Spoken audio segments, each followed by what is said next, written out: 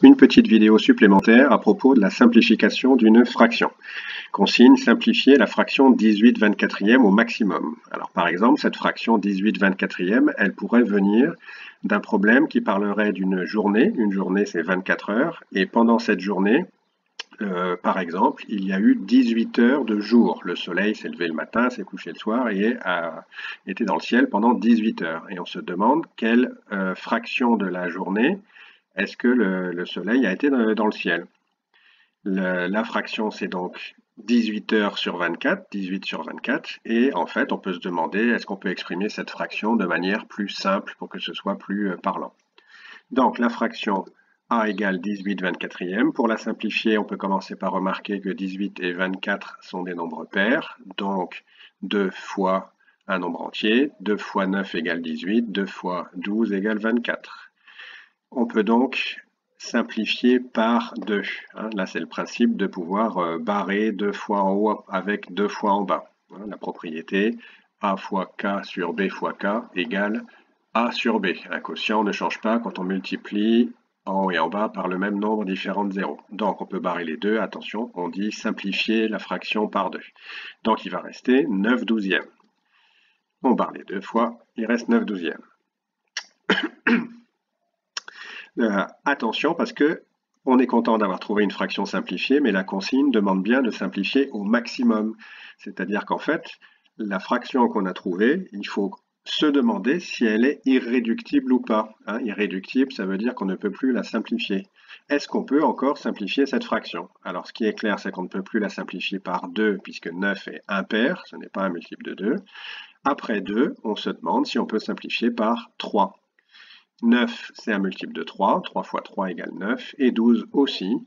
Alors 12, c'était 2 fois 6, mais ici, on va écrire 12 sous la forme 3 fois 4, parce que 9, on va l'écrire 3 fois 3, et il faut faire apparaître le même diviseur en haut et en bas.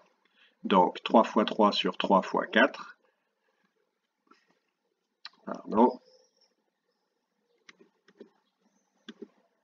3 fois 3 sur 3 fois 4, on simplifie par 3, on barre 3 fois, et il nous reste 3 quarts. Alors en fait, il y a une deuxième méthode. On va arriver évidemment à la fraction 3 quarts à la fin, qui est irréductible d'ailleurs au passage, on ne peut plus simplifier la fraction 3 quarts. Là, on est parti sur la table de 2 au départ, eh bien on pourrait très bien partir sur la table de 3. 18 et 24, ça fait partie des tables de multiplication qu'on a apprises en primaire, ce sont des multiples de 3. Donc 18, c'est 3 fois 6, et 24, c'est 3 fois 8. Donc, on peut simplifier par 3.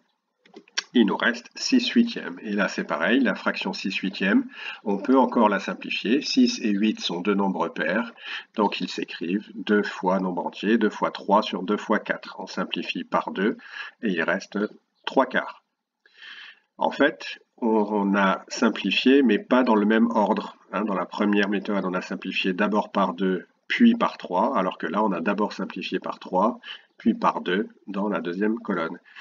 En fait, on aurait pu aller encore plus vite si on reconnaît que 18 et 24 sont tous les deux des multiples de 6. C'est logique parce que 2 fois 3 égale 6. La fraction 18 sur 24, 18 c'est toujours 3 fois 6, mais au lieu d'écrire que 24 c'est 3 fois 8, on peut écrire que 24 c'est 4 fois 6. 3 fois 6 sur 4 fois 6, on peut donc simplifier la fraction par 6. Il va nous rester 3 quarts directement. Donc ceux qui connaissent bien leur table de multiplication, ils peuvent gagner du temps. Et en fait, cette dernière méthode nous amène à voir une autre façon de faire qui utilise ce qu'on a vu dernièrement, à savoir la décomposition d'un nombre entier en produit de facteurs premiers. On va décomposer 18 et 24 et vous allez voir ce qui va se passer. Donc 18 est un nombre pair, c'est 2 fois 9. 9 se décompose en 3 fois 3, donc 18 égale 2 fois 3 fois 3. Ça, c'est la décomposition, là, les nombres sont dans l'ordre croissant, et 2 et 3 sont des nombres premiers. On recommence avec 24. 24 est pair, 24 c'est 2 fois 12. 12 est encore pair, 24 égale 2 fois 6. Et 6 n'est pas premier, 6 est pair, 6 c'est 2 fois 3, donc finalement 24 est égal à 2 fois 2 fois 2 fois 3. Voilà les deux décompositions. Donc pour notre fraction 18 sur 24, eh bien à la place de 18, on va écrire sa décomposition, 2 fois 3 fois 3, et à la place de 24, on écrit sa décomposition, 2 fois 2 fois 2 fois 3.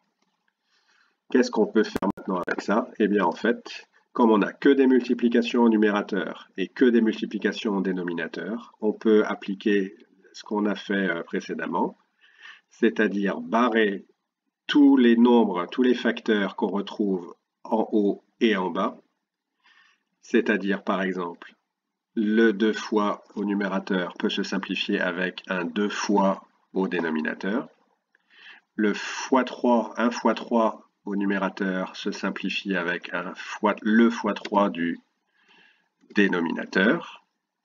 Alors attention, le piège c'est il ne faut surtout pas barrer les deux qui sont ici. Il faut bien barrer un nombre du haut avec le même nombre qu'on trouve en bas. Donc finalement, qu'est-ce qu'il nous reste? Il nous reste que A est égal à 3 sur 2 fois 2. Il ne reste plus qu'à calculer 2 fois 2, donc il reste A égale 3 quarts.